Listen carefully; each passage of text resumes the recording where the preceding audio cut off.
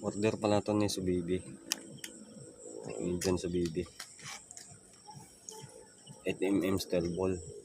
Semi-auto. Semi-auto lang siya. 10 rounds magazine. Ano na rin ng scope.